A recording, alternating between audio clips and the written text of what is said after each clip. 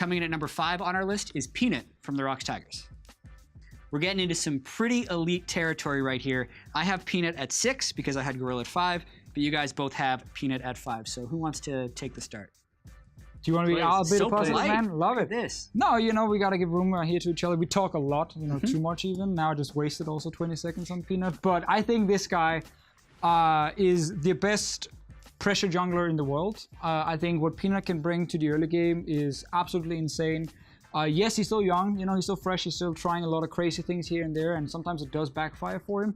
But when you put him on a jungler where he can invade the enemy jungle at like level 3, level 4, and he can put some pressure on the top side with Smep, he is outstanding and no one can actually match him that way. And that is why he's the kind of guy you also need to target in the pick and ban phase. And that's where, you know, you really see that elite status. You target him in the pick and ban phase and he still carries games against you. That's a problem. The way that he changed jungle and how pathing tempo is so critical now in the jungle, where it was getting a little bit safer, and then Peanut emerges, and if he beats you somewhere on Summoner's Rift, if he beats you there on the map, he does damage immediately that he is then able to transition into later stages of the game. So I really do think that Peanut, for me, he was like the newest person that changed the way jungling was approached, which is why I have him so high. I think also he is that very rare mix in a jungler of cerebral player and insane mechanical talent, which means that he can play pretty much anything in the jungle. And I think one thing that impresses me the most about Peanut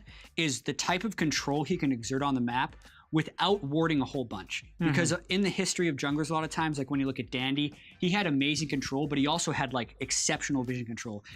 Peanut's a guy who oftentimes will just go challenging smite and just kill the other jungler over and over again, and that's how you get vision control, because you always see the other jungler because Peanut's killing him. Not to mention, he really transitioned the Rocks Tigers and was instrumental in taking them to the next level. He joined the team, they instantly became a better early game team. They became a great early game team. And potentially the best early game team at Worlds, and so much of that is because of Peanut's aggressive style. I actually think Peanut, now we talk a lot about like the LPL players, I think Peanut is like the perfect version of MLXG. He's what MLXG wants to be, the kind of guy who plays around, invading, finding the enemy jungler, putting a lot of pressure, also doing some of the crazy things, you know, level 2 ganks all of a sudden, goes for some very aggressive flashes.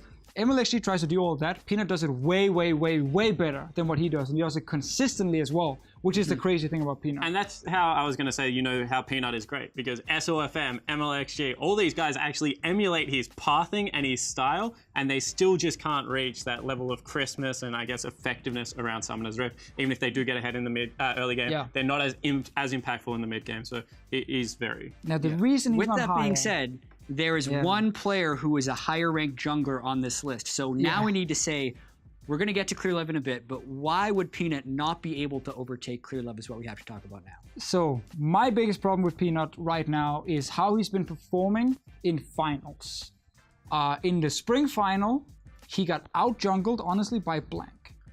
In the summer final, while it wasn't as bad by any means, I still think Score was a better jungler from KT than he was in that specific series, and I actually think Score is like one of the absolute best junglers in the world as well. But Peanut, once again, lost that fight purely 1v1.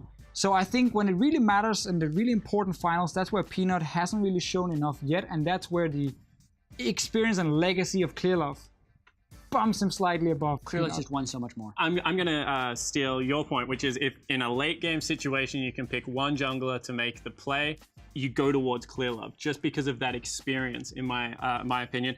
But it is so hard to argue like dominant jungler in one region versus dominant jungler in another region.